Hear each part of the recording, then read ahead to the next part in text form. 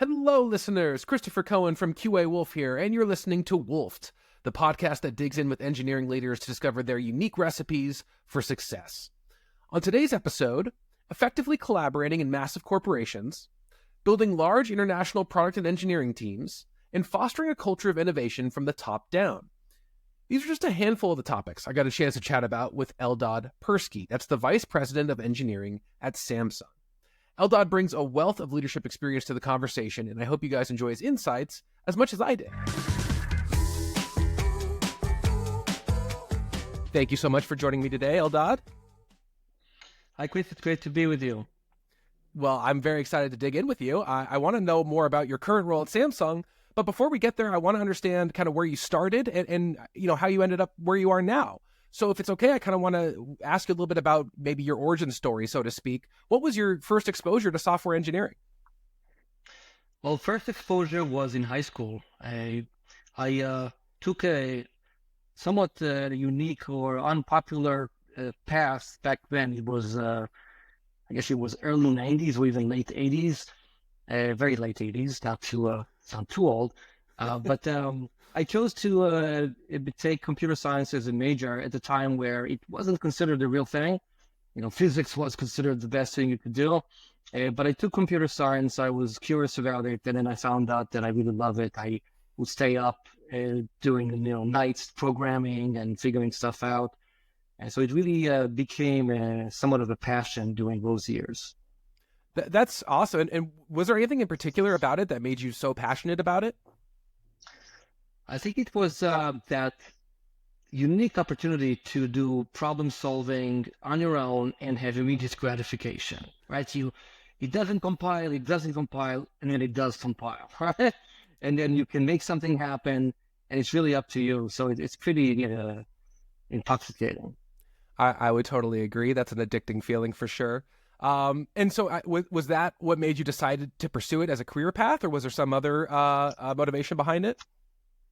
Well, it was a bit more complicated as a story. After high school, because I grew up in Israel, like everybody else, I joined the Israel Defense Forces, and I spent 4 years there, initially as a tank driver, then as a liaison officer to the Palestinian Authority in the West Bank. I got some interesting stories to tell about that time. I bet. But in any case, that's for another podcast. Yeah, we'll do one other episode. But after those 4 years, I kind of had to decide what I wanted to be when I grow up. And my entire family are lawyers.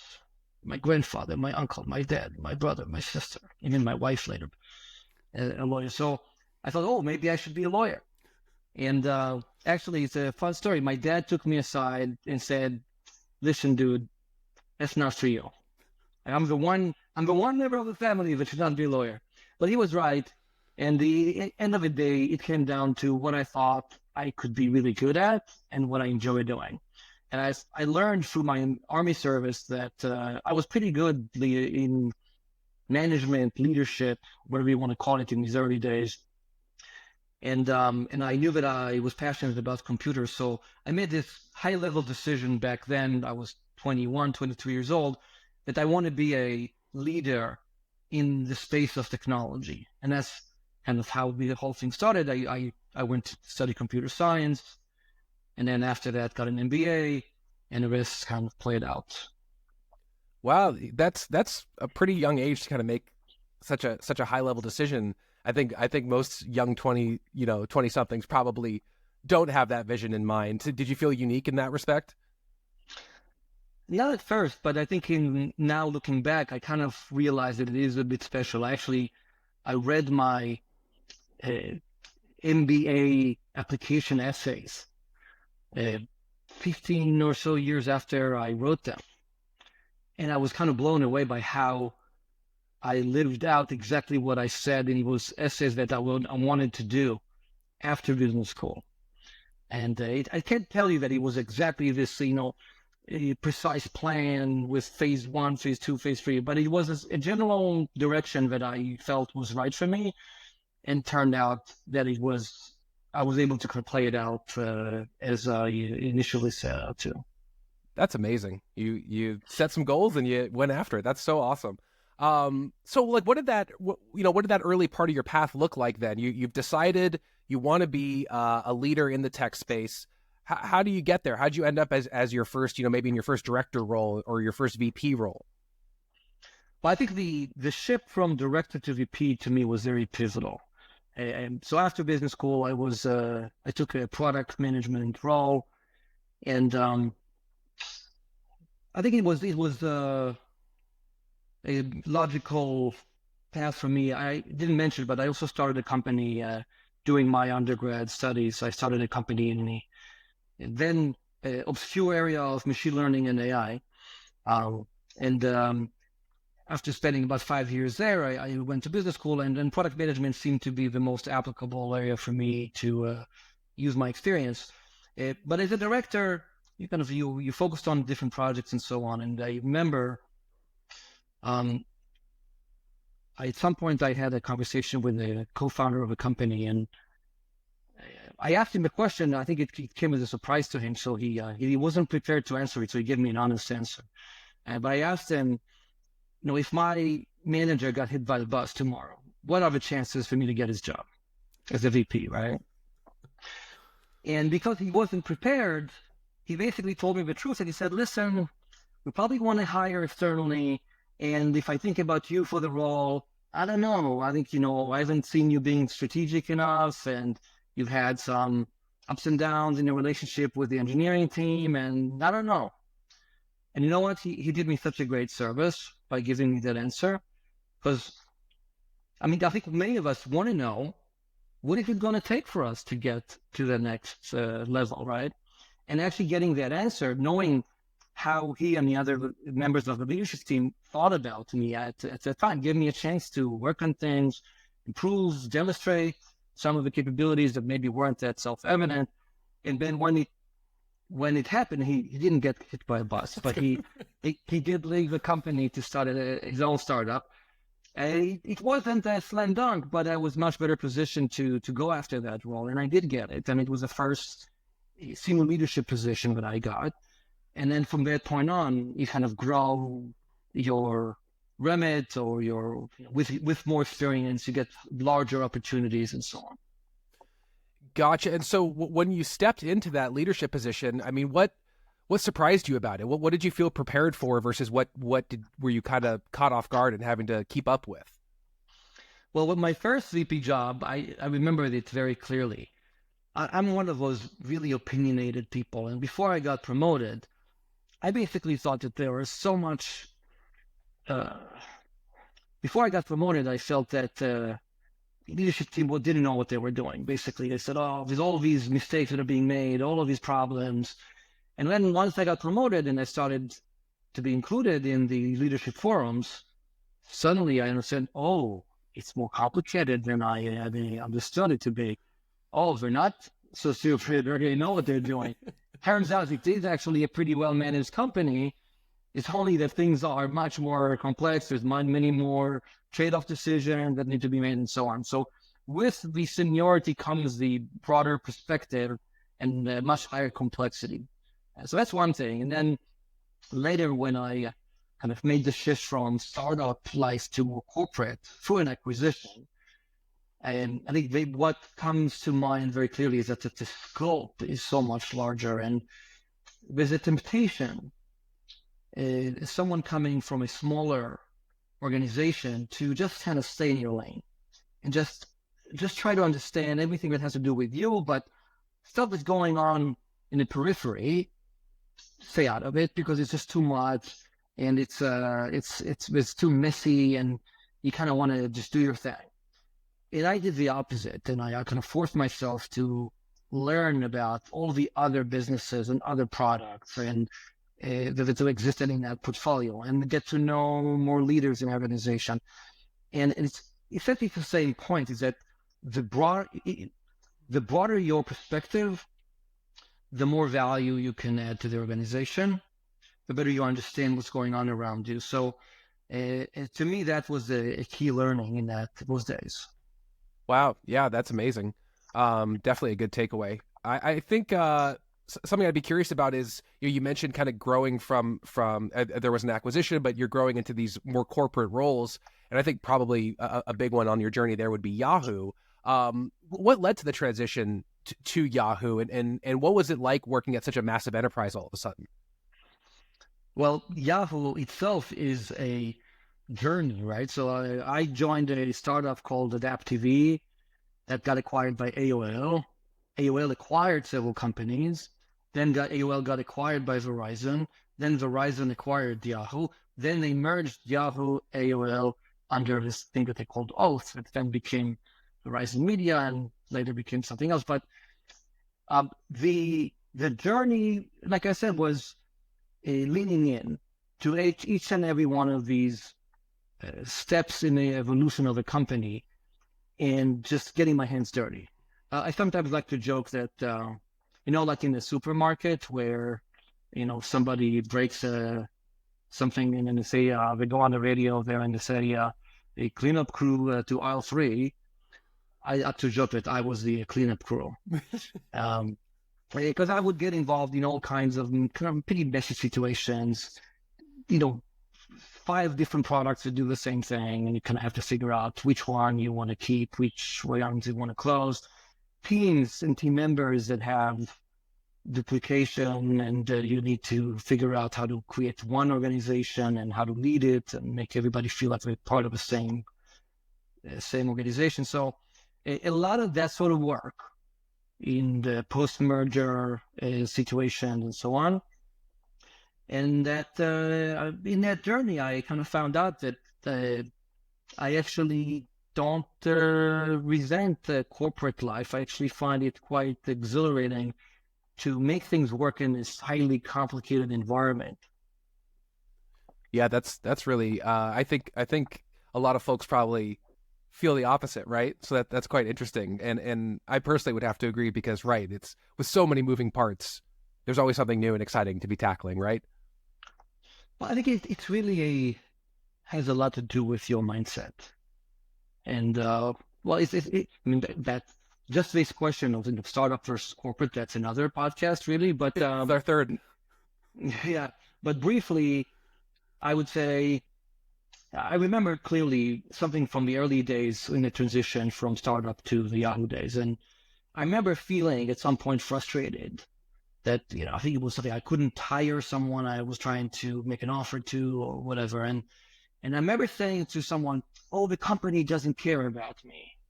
This company doesn't care about what I need to achieve, what I'm trying to do. And then I realized there is no such thing as a company. There's thousands of people, each of them with their own goals, with their own context, their own decision-making. And decisions get made, budgets get allocated through this kind of messy, complicated process and interaction between a lot of these thousands of people. And if you want to get stuff done, you kind of need to know how to navigate through that. You need to understand this organism.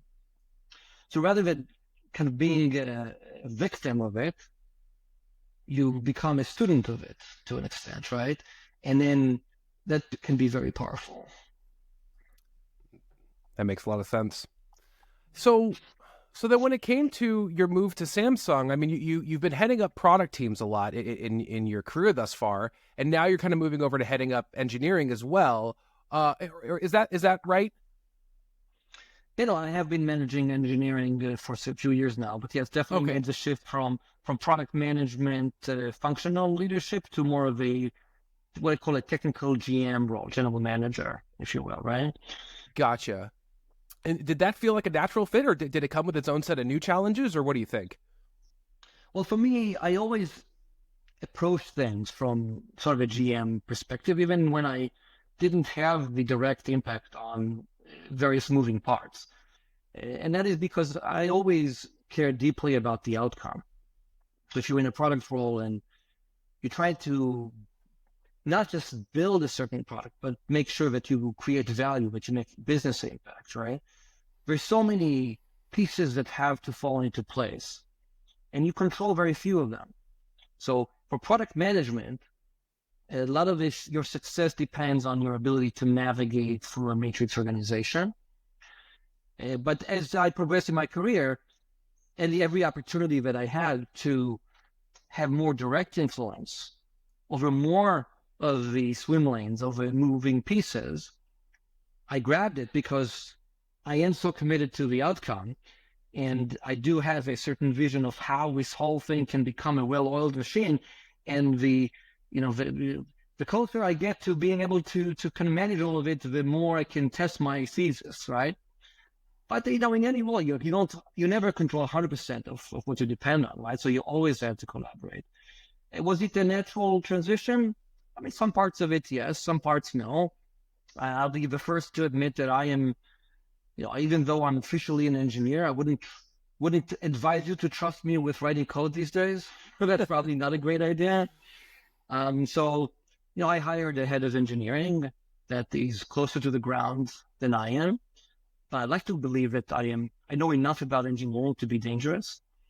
But for me, it's more about seeing the full picture, the big picture of what you're trying to achieve, and setting up the organization with clear operating model, clear collaboration frameworks, clear sense of direction and strategy, and orchestrating this whole thing towards an outcome. And that's what I was always passionate about that, and I really value that opportunity to make something like that happen. That's amazing. And I think, we probably learn just as much or more from the errors we make than from the successes. So as you made that transition, do any big mistakes stand out as something that you might share as like, this is something that shaped your perspective moving forward? Oh, definitely made the mistakes, and I have the scars to show for it, but we'll keep this a children-friendly podcast. So a lot that I could refer to, one of the more painful mistakes that I made early on was to allow myself to rely too much on just a handful of subject matter experts. I inherited a situation that you have a lot of knowledge, institutional knowledge that lives in the heads of very few individuals. And that is very convenient to depend on, because you have these amazing engineers and architects that they just know everything and they can do anything. But in a way, it's a crutch that doesn't serve you well in the long term, right? And kind of I learned the hard way that I needed to really invest in propagating knowledge throughout the organization, in documenting things more broadly, and really avoiding having a single point of failure if you really want to build a lasting organization. And maybe it's important to point out that I think the Yahoo days were more about orchestrating these complicated situations and cleaning them up and setting up an organization that is how you distill it from all the different moving parts that you were given, and you build something out of that. But Samsung is very much, or has been very much, a growth situation. So there are a lot of skills that can be used in both situations, but growth is it's its own very tough challenge. But hiring hundreds of people all over the world and training them to be able to collaborate on the same code base, and evolving your operating model in a way that allows all of that to happen with minimum dependencies and so on. It's extremely complicated. So scale is a huge deal in a growth situation, and relying so much on a few individuals was not a great idea to achieve scale. And I paid the price for that. I think you could say I even lost a year in the process, because everything is every move that you make in these kind of organizations takes a while to take effect, right? So it's pretty daunting. Yeah, I bet. I mean, I think that this challenge of growth and scaling is something that a lot of folks would point to as one of the hardest parts of, you've found product market fit, you've got a successful business model, or you're growing a successful team, but trying to capture that growth and execute on it effectively can be such a challenge. So you mentioned, having a single point of failure. Are there other, things you might point to as like, what's the hardest part for you for growing such a a high-performing engineering team? Well, there's a lot of different parts to it. I would say attracting good people and retaining them is a huge challenge, especially in Silicon Valley, where I'm based. You can see it's sunny in California. Um, so that's its own challenge we can talk about. Yeah. Culture of, different to, I have hundreds of people in 7 different geographies. So each of them with their own language and culture and organizational context that is different, not just in national context or language context, right? So how do you create a single team that feels like a single org and collaborate seamlessly across all of these different areas? There's a cultural aspect to it. There's a huge operational aspect to it. And so what have been your biggest learnings with that? Like how have you crossed that bridge when you've got, hundreds of people in multiple different countries? So let's take these one by one if we have sure. the time. Let's do it. So hiring and retaining people, especially in a competitive environment, I kind of find it useful to think of my offer of employment as a product. I'm a product guy. So if you think about it as a product and you ask yourself, how can I differentiate myself in a highly competitive market? And you need to have an end goal. And I found that in my organization, with my management style, my differentiation could be offering talented individuals an opportunity to make bigger impact and be more autonomous, more empowered than they would be in one of the largest Silicon Valley brands. I can't compete with them on compensation. I can't compete with them on perks and so on, right? But I can be attractive to a particular kind of person that values that sort of independence and impact. But it requires me and my organization to be very conscious of the cultural fit that we look for and going after people for whom this sort of opportunity makes sense, who would thrive in that kind of environment and who would value it. So that's one thing. The other thing I would say about hiring and retention is it's also a lesson that I learned the hard way, is that it's better to build the organization top down than bottom up. Let me explain. Initially, I ran a very lean organization. Kind of the culture was you do more with less. So rather than hiring layers of managers, you kind of focus on hiring the individual contributors, and you just try to make it work as lean as possible. And what I found was that that's just a never-ending struggle.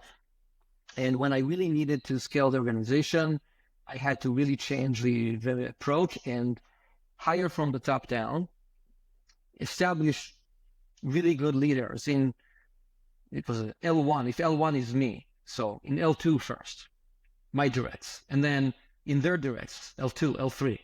How do you work your way through the organization and you make sure that you have high quality leadership in all the different levels, and then you can really scale, because then they can solve a bunch of problems and so on. But also in terms of retention, I'm sure you've heard this before, people leave and people stay, not with companies, but with bosses. Right? So I can tell you my own personal story. When I decided to join Samsung, I remember the interview, and the guy who brought me in, who was later my boss, he came from Korea, and he grilled me for 40 minutes about all the different problems that he had in the organization, and gave me these situational questions, and what would you do with this? What would you do with that? And after 40 minutes, I said, hey, let me ask you a question. Why do you think you have all these problems? And his answer was, it wasn't, oh, everybody fucked up and this and that. The only thing he said was, I have these problems because I picked the wrong people for this role and I can't afford to make another mistake. And I really liked that answer. All right. So if you put in these key leadership positions people that talented individuals want to work with, they'll join, and it will be hard for them to leave, because it's actually kind of hard to find a situation where you feel very comfortable with the people that you work with, at peace with your work environment. And I think the older people get, the more they value that sort of belonging, sense of belonging. And I think that's a big deal. Yeah. So that's one. Okay. We got one down. That's one. Cultural. So the second one was culture across many countries and teams and so on. And that's a tough one, right? I think it is important, very critical, if you want to have, if you want to run a highly productive organization. At least my management style is that the way I want it to be is I want people to be empowered to make their own decisions, and I want them to have the drive to do so in wherever location they're in. And for that to be possible, they have to get along with each other, and they have to somehow be connected and yet independent, right? So to this you have a cultural aspect and not an operational aspect. On the culture side, it took me years to get to the point where I was ready to do it, when I felt that the team was stable enough to engage in this exercise. But then I went for a 6-month-long exercise to define our team mission, vision, and values. With emphasis on the values, basically, it took 6 months to get to 6 words that capture the values that we would like to have in our team. And of course, you can always come up with words. I can do it in a minute, right? But to come up with words that actually mean something to the leadership team and to the team at large, and to do it very deliberately and thoughtfully, and end in a place where people really align with it, or really feel connected to that. It takes a lot of it takes a lot of work, and it's very useful. It's useful not as a description of who we are, but as a tool, even like a day-to-day decision-making tool, to help us make decisions that move us in a direction of who we want to be. And defining the culture that we want to have across all sites, across all countries, with all these hundreds of people all over the world, I think is a key part of our transformation towards that ideal entity that we would like to be. In this process, I also appointed one of my previously product people to be head of what we call transformation and sustainability. In this context, sustainability is not about the environment, it's about the people. So human sustainability.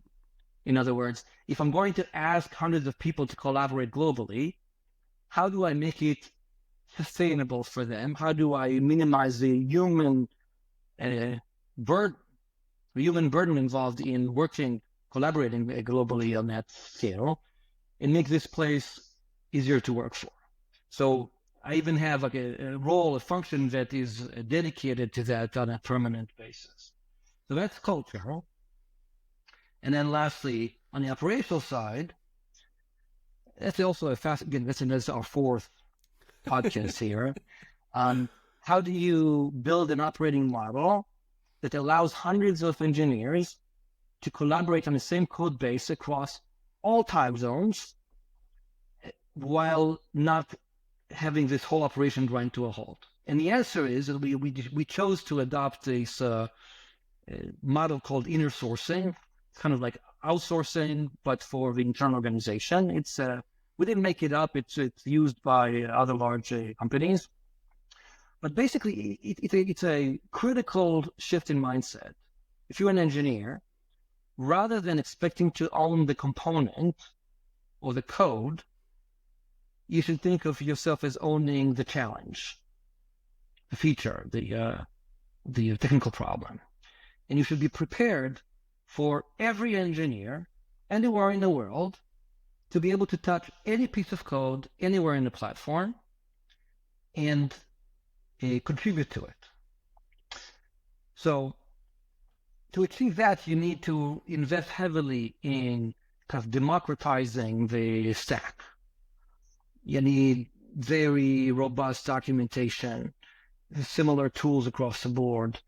You need a bunch of training and alignment in quality and so on. There are mechanisms for that, but at the end of the day, it is aimed to allow whatever team anywhere in the world, let's say I have a feature team in India, for them to be able to build something beginning to end without getting stuck, without depending on this little thing that needs to be done by the team in Canada or in Korea or wherever, right?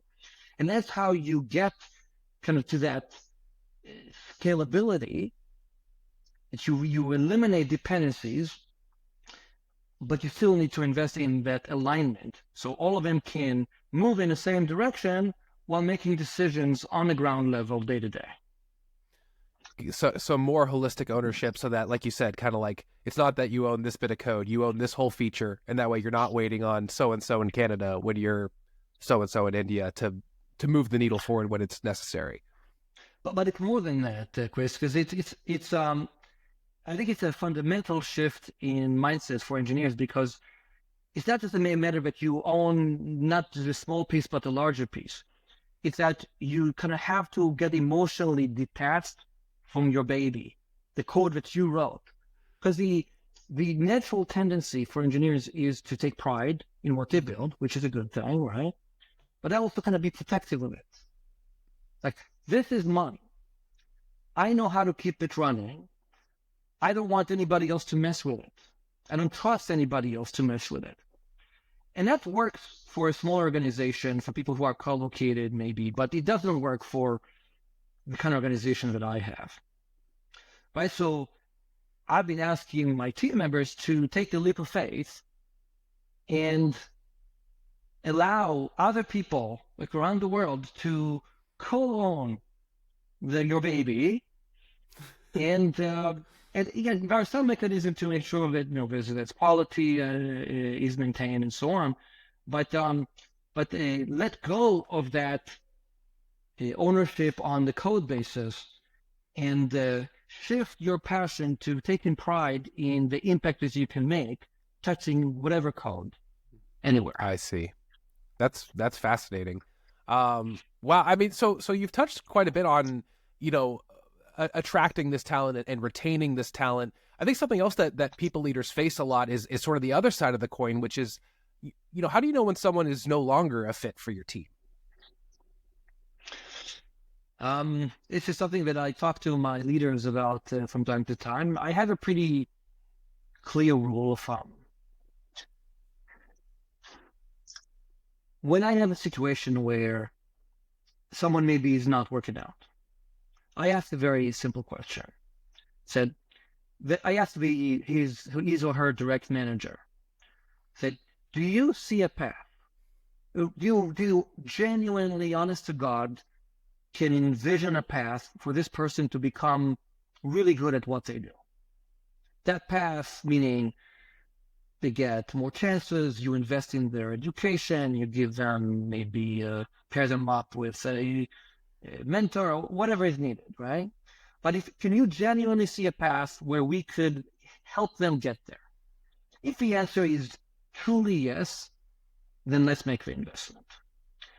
If the answer, but in your guts, is that no matter what you do, that person is not going to make it, then I want them to be decisive and move on. Because otherwise, what you're doing is you are enabling a dysfunctional situation for us, but also for that employee.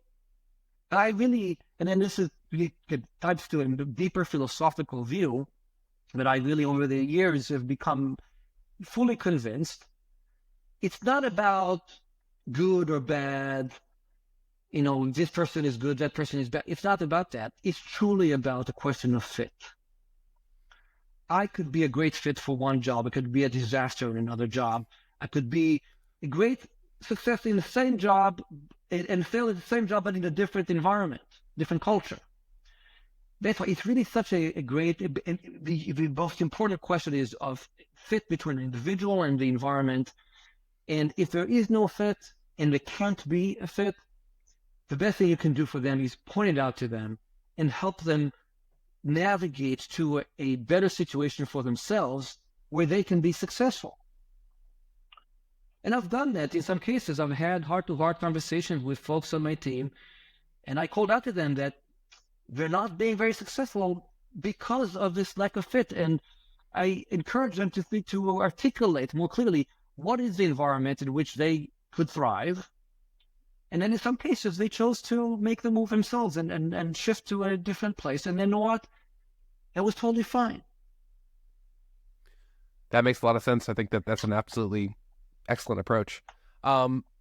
So to take a step back a little bit towards more like high level, people management, obviously when it comes to engineering teams and making impact fast, there's often a big focus on deadlines and on deliverables. But at the same time, it's important to foster innovation within a team. How do you strike that balance, or what do you think is kind of the priority there? So there's a lot of packed into this. First of all, I would say I want to talk about incentives, and then I want to talk about the nature of innovation. Okay, so let's start with incentives. It is actually quite tricky to put in place the system of incentives, tools, controls, motivations to hit just the right spot, the sweet spot of the right kind of motivation coupled with the right level of oversight.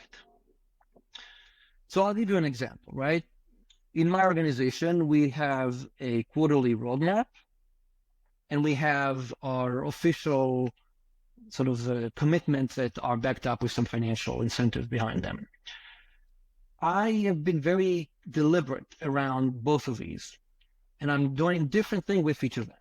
So for the roadmap, I push the team to be ambitious. And basically, I want us to take on a body of work that is going to be difficult to achieve, but not impossible. And my expectation is that we don't necessarily hit 100% of it every quarter, but I want the team to be motivated by achieving more and trying the best to make the biggest impact possible. At the same time, when I look at the more formal incentive program, I try to focus that on the most important things, a few really important things that are fully achievable. And I want to use that tool to ensure alignment and focus, but I don't want them to become the end of all things. Because if the team is too focused on the formal financial control mechanisms, you're going to have a team that is kind of demoralized, right? They're motivated by the wrong things. They're just trying not to lose their bonus instead of caring about the impact that they make. And two, you'll often see behaviors that are counterproductive. Let's say you have a feature that you want to build and it should involve an upgrade in architecture, but it's going to take longer. So if we do the upgrade, we want to miss our deadline. If we want to meet our deadline and get the financial bonus, then we should find a shortcut. What do you think the team is going to do? If you want to have a team that cares about the outcome, cares about their commitments, at the same time does the right thing, build products to last, invest in quality technology, you really have to fine-tune those mechanisms very carefully. Okay, so, and I don't know that there is one right answer, but it's something that you have to be very deliberate about, right? So, I have automated tools that tell me exactly where we are with delivery against our commitments at any point in time, and I can slice and dice it whichever way I want. But rather than using it to hit everybody over the head all the time, I said to our leaders, this is a tool for you to manage your own team and your own, and all the way down to individual contributor, the individual product manager or engineer, to say, this is a mechanism, a tool for you to achieve as much as you possibly can in this time at the atomic unit, at the scrum team unit, at the larger and larger units, all the way to my full organization. But I really try hard to adopt oversight mechanisms and incentive plans that produce a positive and accountable culture. So that's one part of it. Well, when you talk about innovation, to me, it's a huge challenge. Now, why is it a huge challenge? The way I interpret innovation, I don't like to interpret it as find a way to come up with some new shiny object and check the box. I've seen that a lot. Say, oh, we're building some cool stuff here. Okay. If you really want to be an innovative organization, though, to me, that means you want to create things that are original, that solve real business problems in creative new ways, that actually translate into meaningful business outcome for our organization. And that's hard, right? So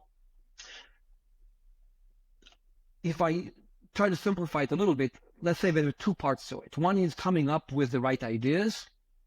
Two, designing the organization in a way that allows that to happen, that enables innovation. So innovative ideas, in my mind, are born out of this magical meeting of what's valuable and what's possible technology-wise, right? What's valuable from a business perspective and what's possible from a technology perspective. If you think about some of the most iconic examples of innovation, Steve Jobs, let's say, right? He was one of these rare cases where he had this deep intuitive understanding of what's valuable, coupled in the same person with a deep understanding of what's possible technically. Not that he was the biggest engineer ever, but he knew enough so these innovation ideas could just be fully cooked in his head. Maybe I'm oversimplifying, but for most of us, we're not Steve Jobs, right? So if you want to facilitate that sort of meeting of what's valuable and what's possible, you need to proactively bring together people with a deep business understanding, people who understand the customer, the end user, and so on, with people who have deep understanding of technology and trends and so on. And you want to create this brainstorming, this cross-pollination that can produce these ideas that really have the potential to make impact. Not shiny objects, but deeply impactful ideas, right? That's one piece. The other piece is you want to have an organization that allows these ideas to thrive and to actually materialize. And it is also hard. You need to be designing your organization to be able to move fast, iterate quickly, because when you build something that is fully known, let's say you're automating a process, and something that is today manual, and you want to make it automated.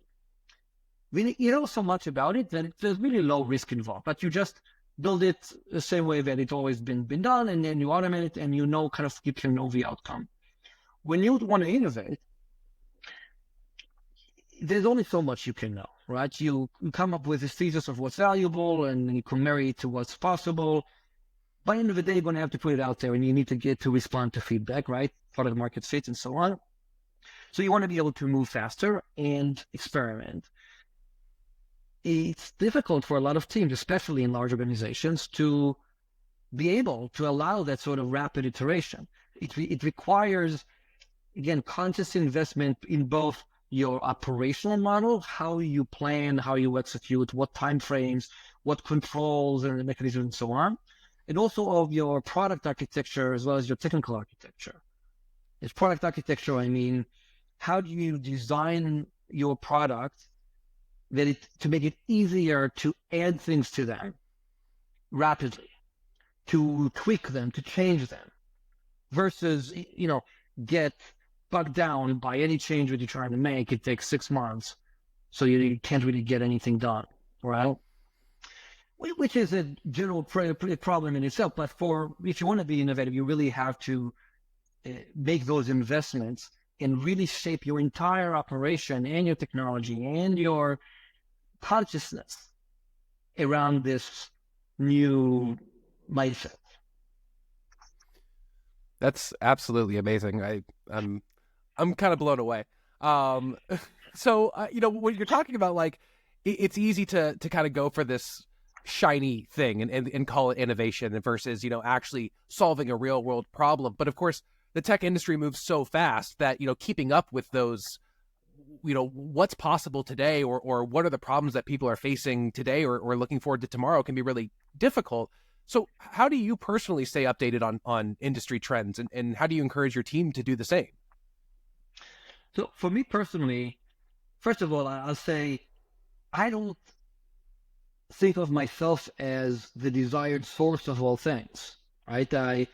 I see my job as a gardener, right? I plant seeds, I cultivate them, I nurture them, and I want other people to come up with ideas to create those innovations and so on. And so it's not so much about me.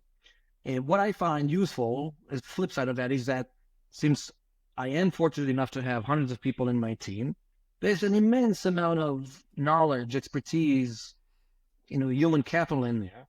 So I take advantage of it and I say, I'll go to the person who's most passionate about Gen AI and I'll have them present to me and the other members of the team. Whatever other topics, strategic areas, business areas, there's so much knowledge around us, and it's just a matter of tapping into it. So that's one thing.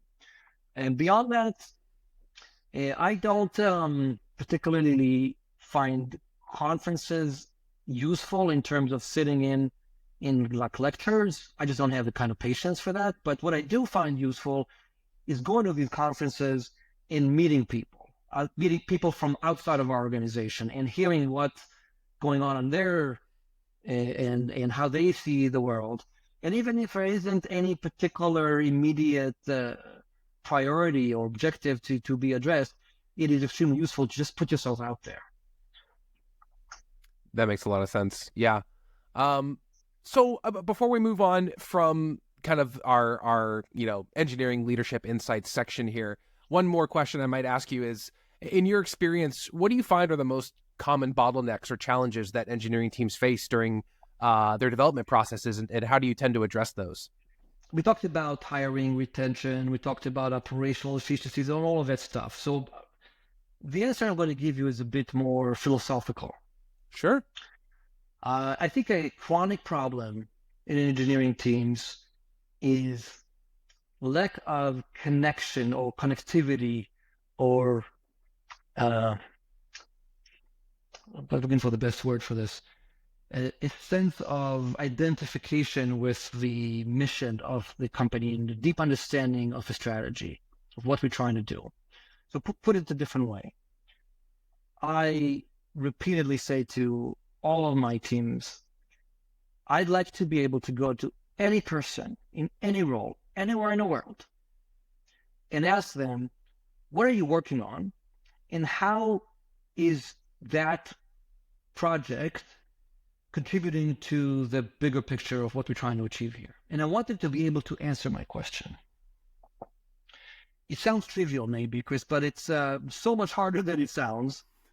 It is extremely difficult to sort of articulate the reasoning behind what we're doing to that level of clarity and simplicity that it can be truly lived and embodied through all levels of leadership, all the way down to the last employee, the last contributing member. I still think it is just so critical. And because I don't want to run an army of people that just follow orders and get specs and just act on them. I want every person on the team to have a chance to understand how what they're doing adds value, and I want them to be motivated through that understanding of what you're trying to achieve and why it's important. But it is so difficult. In fact, when I So something that I find useful in a lot of meetings is to ask people to articulate what success looks like. Think about what you're trying to do. Don't convince me that it's definitely going to work, right? There's risks involved. I can live with that, right? But what I can't live with is if you don't think about what it means for you to be successful. In other words, tell me what you're doing, why you're doing it, and if it all works out the way you imagine it, what does it look like? I find it very useful because then they have to kind of think through all the steps. Well, I need to do this, and then this will happen, and then we'll do that, and that will happen, and that will add up to what? What is it that we're trying to do? So it's such a cliche with me that when I left Yahoo, the team gave me a gift. It was a green tracksuit, and they printed on the back, "What does success look like?" Right? Because I'm just so repetitive with that. But it's a constant challenge. That's so great. Well, Eldad, you've been so generous with your time. I do want to be mindful of your time. So as we kind of wind down here, curious if you'd rather talk a little bit about maybe your perspective on some hot topics in the industry, or maybe I could just throw some rapid fire questions your way, or maybe you've got time for both. What do you think? I have time, but I think I'll enjoy the rapid fire ones more than the training ones, but it's up to you. Yeah, let's do it. So one thing I love to ask folks is, what are you reading or listening to or watching right now? So I'll give you a dirty secret. I can't really get myself to read all of the business books, like all of these business leaders that put their vision into a book. I just can't do it. So what I do instead is I really love history, and specifically I love historical biographies. And that's really where I find a lot of leadership insights, to be honest with you. And it's I think the reason for me, it's you get to see someone's life story in a particular environment, in this case, like a historical context that is very different than ours. And you see how mindset that they adopted, actions that they took, led for the eventual impact that they had. And you also, if it's a good biography, then you also see all the flaws that they brought into that, and all of the kind of the good, the bad, and the ugly that goes into it in a real way. And I find it fascinating. So I'm trying to get through the whale of all historical biographies, which is the years of Lyndon Johnson by Robert Caro. It's a volumes, and it's several books about his entire life. It took Robert Caro's entire life to write them. But it goes so deep that you can really learn a lot from that. And otherwise, I like to listen to political podcasts, and I make it a point to listen to both sides, because it's very hard to find someone who's going to give you a quote unquote objective perspective. What is an objective perspective, right? So I find it useful to hear the left side and the right side, and juxtaposing them against each other, and it's useful for me in kind of forming my own view of the world. So I recently listened to Jeff Bezos on the Lex Friedman podcast, and I never actually got to know Jeff Bezos beyond the little quotes and the clips that people put on social media. And then you hear him speak for a prolonged period of time, and you get to know him. It's quite interesting, right? Just as an example. Wow, that's very cool. I'll have to check that one out myself. So how about when it comes to kind of blowing off steam? How do you diffuse stress?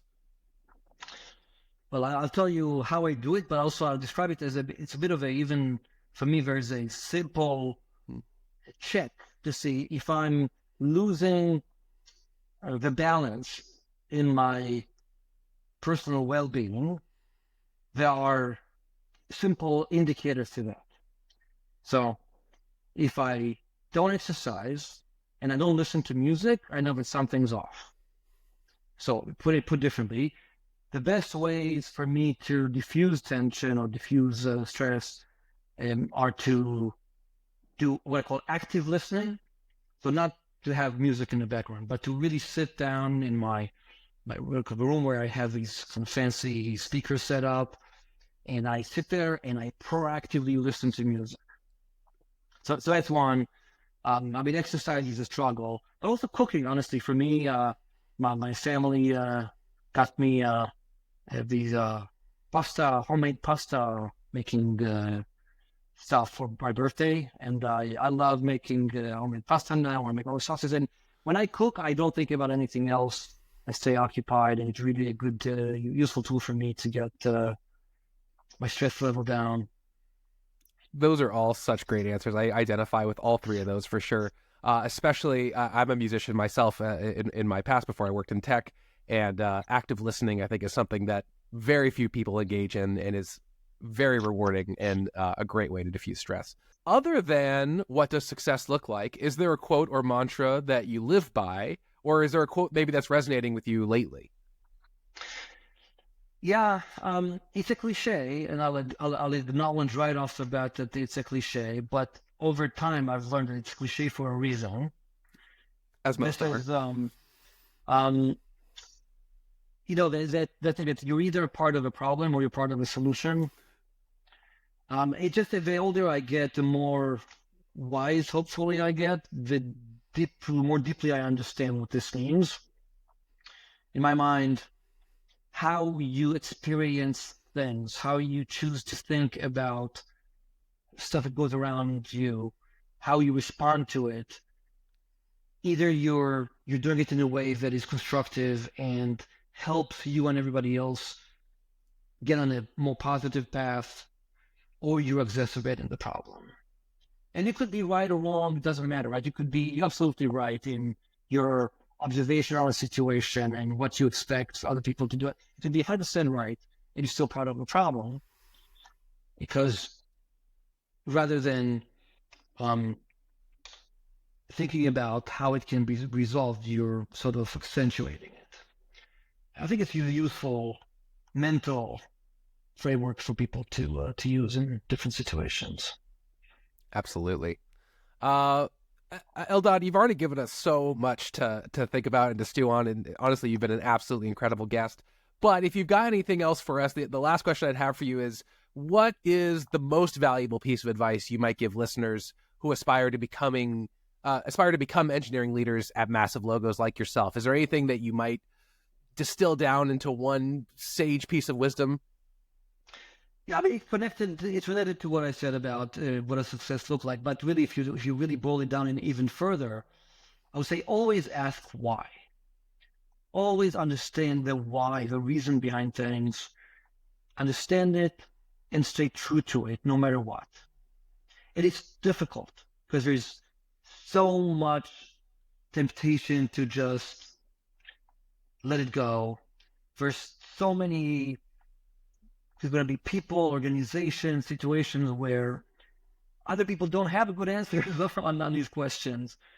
And not only ask why, in other words, say, no, I don't want to do it. I say, ask why with genuine curiosity, right?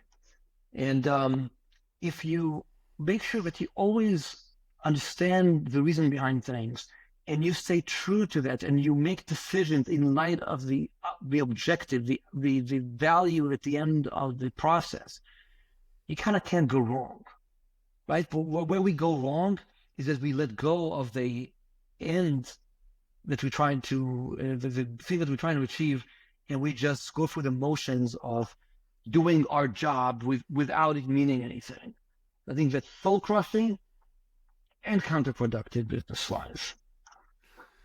I completely agree. I think that's absolutely brilliant. Again, Eldad, you've been so generous with your time and had such great answers for us today. Thank you so much for spending time with me and kind of digging in together. I really, really appreciate it. Well, thank you. It's been a hoot, and I'll come back anytime.